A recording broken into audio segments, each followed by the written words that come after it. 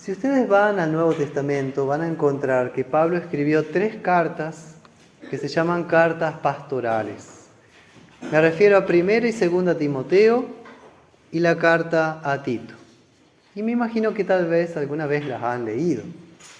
Así que quiero contarles un poco de qué se tratan estas cartas pastorales. Resulta ser que Pablo tenía en sus viajes 2 compañeros muy cercanos, que eran Timoteo y Tito, que ellos continuarían la obra iniciada por el apóstol. Para ponernos en contexto, la primera carta de Pablo a Timoteo está fechada alrededor del año 64 después de Cristo, después que él salió de su primera prisión domiciliaria en Roma, o sea, después de Hechos de los Apóstoles capítulo 28. Y cuando sale libre en Roma, visitó las congregaciones cristianas de Colosas y de Éfeso. Y en Éfeso dejó allí a Timoteo como pastor de esa iglesia, mientras él se iba al norte de Grecia, a Macedonia, preparándose para su viaje misional y su último viaje hacia España. Así que 1 Timoteo son las recomendaciones de un apóstol ya en el último trecho de su vida para un joven pastor que es un poco tímido, que es un poco cabizbajo y que tiene que enfrentar problemas, tanto externos como internos. Ahora, en 1 Timoteo 1:3 dice: te rogué que te quedases en Éfeso cuando fui a Macedonia. ¿Y cuál era el problema? Para que mandases a algunos que no enseñen diferente doctrina, ni presten atención a fábulas y genealogías interminables. Así que Timoteo es un joven pastor lleno de lealtad y de fe, pero algo tímido y también delicado de salud. Por eso es conocido que Pablo en otro lugar le recomienda que frente a sus dolores de estómago tome una medida de vino. ¿Sabían? Una medida, no todo. Eso encargó Pablo. Y ahora dirán, ¿cuál es la amenaza? ¿Cuál es la amenaza? La amenaza externa es el gnosticismo. ¿Y qué es el gnosticismo? Es cuando hay sectas y grupos que hablan de espiritualidades, mucho del espíritu y del espíritu, pero se olvidan de que también somos de carne y hueso, que somos personas de carne y hueso. ¿Y cuál es el problema del gnosticismo? Que nuestro Salvador Jesús es Dios hecho hombre. Y niegan que Jesús sea Dios hecho hombre. Hablan de que es como una especie de ente espiritual, pero no un Dios encarnado. Así que es el enemigo directo del cristianismo, el gnosticismo. Una amenaza muy fuerte. Internamente, el problema que tiene adentro Timoteo que debe atender es el fariseísmo. ¿Se acuerdan en Lucas 15 que Jesús contó la parábola de la oveja perdida a quién? A los fariseos. Y para mostrar la compasión que tiene Dios por los perdidos, por los pecadores, habla de la parábola de el buen pastor que deja... ¿Cuántas ovejas deja en el desierto? 99. ¿Para buscar a cuántas? Una. ¿Quién de ustedes haría eso? ¿Dejar 99 para buscar una que encima se extravió? ¿Se dan cuenta la misericordia de Dios por ustedes? Porque nosotros somos esa oveja perdida. Dejar 99 implica arriesgar mucho, muchísimo. Y Jesús arriesga su vida y da su vida para salvarte por uno. Y por uno que se arrepiente, los ángeles hacen fiesta en el cielo. Eso el fariseo no lo comprende. Por eso hemos cantado el himno Él recibe al pecador justo antes del sermón. Porque Jesús te recibe a ti, me recibe a mí. Lo recibió a Pablo, que era tremendo fariseo. Dice, pero lo hice en ignorancia. No creía en Jesús, perseguía a los cristianos y lo hice en ignorancia. Timoteo, Cuida de que eso no se meta en la iglesia, el fariseísmo hipócrita, que busca que por sus propios méritos lograr el cielo. No es así. Estamos presentes en un mundo caído, en pecado. Nosotros mismos estamos perdidos, a no ser que Jesús nos rescate y venga y con alegría, ¿qué cuenta la parábola? Tomó a su oveja en sus brazos, la cargó en sus hombros. Esto representa la estola del pastor, la oveja que carga el pastor y la lleva de vuelta con las otras 99. Es el Señor el que nos congrega, es el Espíritu Santo que nos llama por el Evangelio y es el Señor que mantendrá nuestra fe por medio de la santa palabra de Dios. Esta palabra es la que debe enseñar a Timoteo, la palabra de ley y de Evangelio. Y en este pasaje de 1 Timoteo 1 incluso habla para qué sirve la ley y el Evangelio. ¿Quieren que les lea? ¿Se acuerdan? Dice que la ley, ¿para quién fue? La ley de Dios sigue siendo vigente en la vida del cristiano. Dice, pero sabemos que la ley es buena si uno la usa legítimamente. Y lo dice frente a la acusación del fariseo que va a decir, usted mucho del evangelio, muy evangélico. ¿Dónde quedan los 10 mandamientos en la vida del cristiano? ¿Acaso ustedes hablan del evangelio como un permiso para seguir pecando? ¿Creen que es eso el evangelio? No. La ley despierta a nosotros el verdadero conocimiento de nuestro pecado.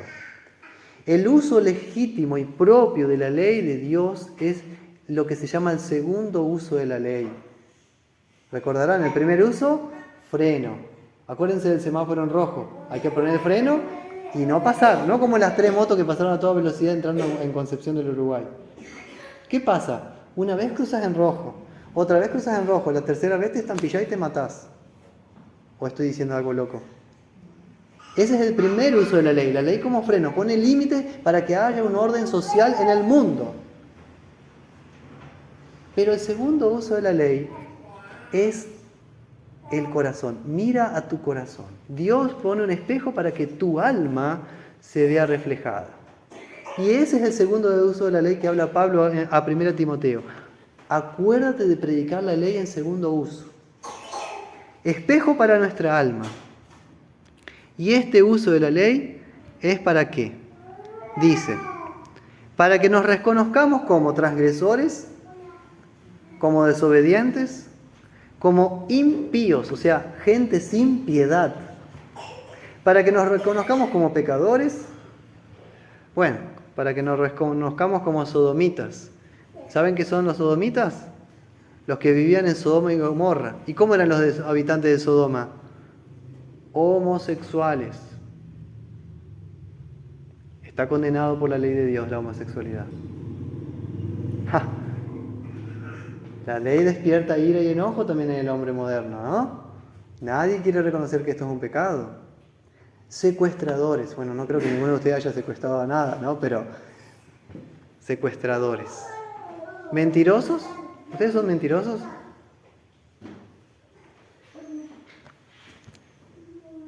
Y dije una mentirita por ahí, ¿no? Bueno, la ley dice, está mal, es pecado. Con un solo pecado ya te vas al infierno. No, pero no puede ser. Y sí, amigo, la ley de Dios es perfecta. ¿Se van dando cuenta por qué es necesaria la predicación de la ley? Estamos mal ante Dios. Y por eso Dios debe traernos el Evangelio. El Evangelio que habla de un perdón gratuito, incondicional. Y ese perdón tiene que ser pagado por otro, porque nosotros no lo podemos lograr. El fariseo hipócrita cree que puede lograr el cielo mediante sus propias buenas obras, cuando se olvida que la ley es para el conocimiento de nuestro propio pecado, porque también habla de otras cosas. Profanos. ¿Saben quiénes son los profanos? Los que tienen en poco valor y estima la santa palabra de Dios y los sacramentos, porque se ocupan de las cosas del mundo y no de las cosas santas. Profanos, paganos. Y parricidas y matricidas, no es de parrilla, no, parricidas y matricidas son los que atentan contra la vida de sus propios padres y madres. Vos decís, bueno, yo no maté a mis padres. ¿Ah, no? Con tu pensamiento lo mataste. Porque hablaste mal, le retrucaste, blasfemaste contra tus padres, fuiste irreverente. Incluso tu hermano tal vez dijo, honra a tu padre y tu madre. Y el otro dijo, ¿y a mí qué me importa? Y se ofendió porque le llamaste la atención. Homicidas, asesinos, fornicarios, sodomitas, secuestradores, mentirosos, perjuros, y para cuantos se oponga a la sana doctrina. Es tan difícil hoy predicar los mandamientos de Dios. En un mundo, una sociedad que no le da ni le viene los mandamientos. Y tal vez ustedes mismos como padres deben sufrir esta realidad en sus propias casas. No es fácil decir esto está bien y esto está mal. Ni hablar en el ámbito docente, ni hablar en donde vos te muevas. Y si tenés un kiosco y te debe, y te debe, y te debe, y te debe, ¿cuándo va a pagar las cuentas? Todos hemos fallado. Ese es el punto. No hay nadie que haga lo bueno, ni siquiera uno. Ni siquiera San Pablo. Pero él tuvo que darse cuenta por las malas, cuando iba camino a Damasco, ¿se acuerdan? Y el propio Señor Jesús se le apareció en el camino. Quedó ciego, cegado por la luz de Cristo. Y dijo, ¿quién eres, Señor? Y Jesús le dijo, yo soy Jesús, a quien tú persigues. Entró a Damasco ciego y Ananías fue a donde él estaba y le bautizó. Y le dijo, hermano Saulo, el Señor Jesús me ha mandado para bautizarte. Y dice que cuando fue bautizado, unas escamas le cayeron de los ojos. Nació de nuevo. Ahora podía ver el que era ciego. Ahora podía escuchar el que era sordo a la palabra de Jesús. Y ahora va a caminar a las naciones, a predicar el Evangelio, aquel que usaba sus pies para buscar a los que creían en el Evangelio. Hermanos, es por esa razón que la gran confesión de fe que encontramos al final es el corazón de este mensaje. En 1 Timoteo 1:15 confiesa San Pablo y nosotros con él, palabra fiel, palabra verdadera, veraz y digna de ser recibida por todos, de valor para todo el mundo, que Cristo Jesús vino al mundo para salvar a los pecadores, de los cuales yo soy el primero. Y si uno se fija bien, Pablo, el santo apóstol Pablo, sigue considerándose pecador, porque dice, de los cuales yo soy el primero. No dice yo era pecador, yo sigo siendo el primero en la lista, el primero en confesarme, el primero en acudir a Jesús, el primero en reconocer su falla. Qué gran humildad y ejemplo la del apóstol. El apóstol Pablo es ejemplo para nosotros no de perfección, sino ejemplo de lo que la gracia de Dios es capaz de hacer con un gran fariseo hipócrita.